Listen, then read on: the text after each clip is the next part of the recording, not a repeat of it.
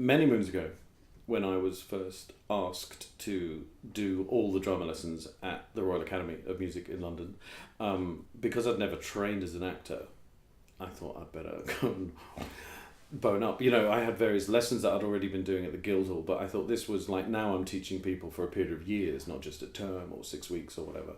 And the book that I found the most useful, as it pertained to opera singers, was the book called The Actor and the Target by Declan Donlan, who runs the Cheek by Jowl theatre company.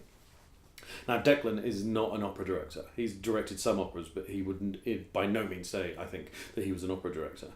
But what's great about his book is it brings you outside of yourself. It is always asking you as a performer, what is it that you are looking at? The great maxim from it is, you cannot know what a moment is about unless you know what you're looking at. And so that brings a singer's eyes alive, which is essential. So you're not just scrolling music past your eyes. And there's a fantastic thing that he says, that in life, what you have to do in life, what you do in life, you have to do consciously on the stage. What you do subconsciously in life has to happen consciously on the stage. So when people have a new thought, what would I like for dinner tomorrow? I'd like roast chicken. And their eyes go to the new place. And you have to consciously do that. So you go, and then you find the thought, or you're having another thought there. And that's so crucial. That's a crucial thing in auditions. If I'm seeing somebody that is just skating through moments that are clearly new thoughts in the piece, then I'm thinking, A, they don't know what the words mean. B, they don't care what the words mean. And C, they don't know how to get what's their inner to their exterior. They don't know how to tell the world they're having a new thought. And what Declan says in The Actor and the Target is that what you're looking at is always trying to impact you, is trying to change you, and you have to react to what you are looking at is trying to do to you. So it's forcing you to react all the time. And it's a great book. It's a seriously great book. It's I had it described to me once as like the great grandson of Stanislavski. It's like Stanislavski, but 4 generations on.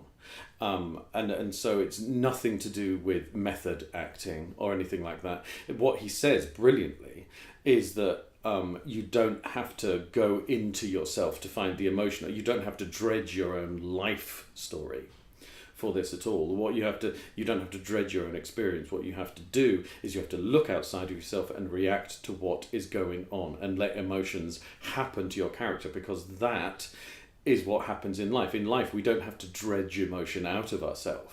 If I get a phone call now to say that my mother is not well or something, I'm going to feel an emotion and I'm going to have to try and cope with it.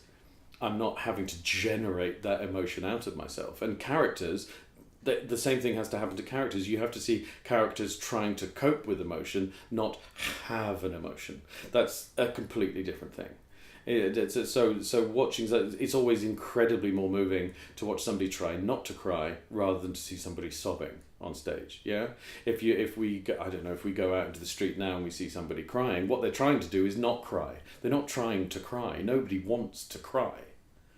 So it's realizing, making a young performer realize that is actually a bit of a breakthrough usually, because we're not asking people to emote. We're asking people to have characters that are having an emotion and trying to cope with that. And how people cope with joy. I mean, we've all been watching the World Cup recently. The bit how supporters cope with the joy of a goal being scored is they go crazy. That's how they cope with it. It would be weird if a goal was scored and everybody went, "That's nice." You know what I mean? And bottled up the joy. Something happens to them and they have to cope with it. And you get bad news and you get upset. You get upset, but you don't want to be feeling like that. Rodolfo does not want to be sobbing over the lifeless corpse of Mimi at the end of La Boheme. Doesn't want to be doing that, but he finds himself doing that. That's the only way he can cope with the emotion that's happening to him. So that's what I think.